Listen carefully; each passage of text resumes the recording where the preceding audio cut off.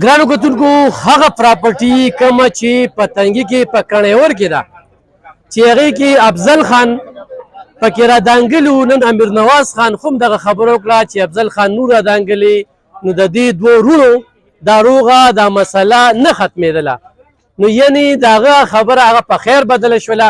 کمې خبرې چې کېدي چې دا چل دی هغه چل دی، نن د افضل خان په وجه باندې د دوو وروڼو د دوو خاندانونو ترمنځ چې کوم دی نو هغه روغه امیر نواز خان چې وکړله نو د هغوی یې خو هم شکریه ادا کړله. دغه صورتحال دغه شانتي په دې ځای باندې ختم شو.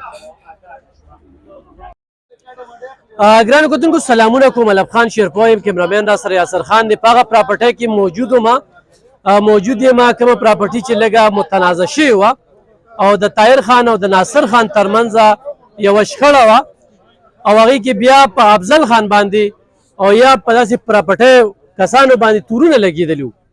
نو د امیر نواز خان په کوششونو سره د هغه د ملګرو په کوششونو سره یوه ډېره لویه شخړه چې کومه ده د خل د لارې لاړه.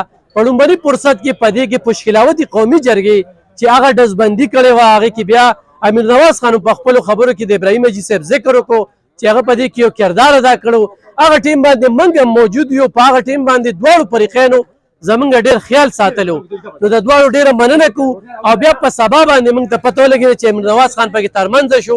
نو یقین هم پیدا شو ځکه چې امیر نواز خان دلته کې د تنګي د خانانو یو مشریم کوي او خانان په ډېر زیات اعتماد هم کوي او ډېرې روغې جوړې چې کوم دی نو په تنګي کې د خانانو ترمنځ هغه وکړلې.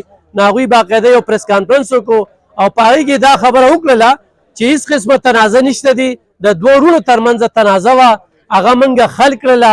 دغه پراپرټۍ کې خو څوک ځای اخلي راغستی شي خو پټوار به راځي چې 90 کنال دی یا 95 دی یا 85 دی هر څومره دی پراپرټۍ والا ته چې کوم ځای بیل شي یعنې چې هغوی اغستې دی نو د هغوی هم شکریه ادا کړه.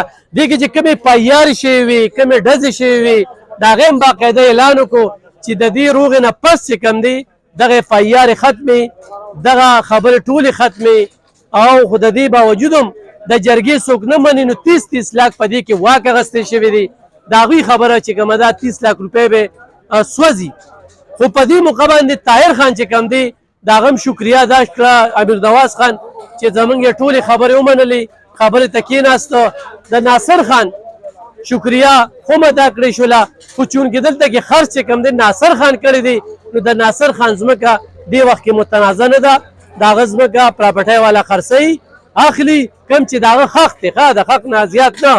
چې کوم رسول خان حاجي صاحب ته یو کار پکې حواله کړ عارف حاجي صاحب ته دلته کې یونس دی دلته کې چې نور کوم ملګري دي نو هغه ورته حواله شو. سبا بل سبا و پټواري چې کوم دی دغه ځای دغه کوي نو اخمه خبره داره خو دې کې چا ځین اغستی نو هغې ته هېڅ قسمه مسله نشته دی.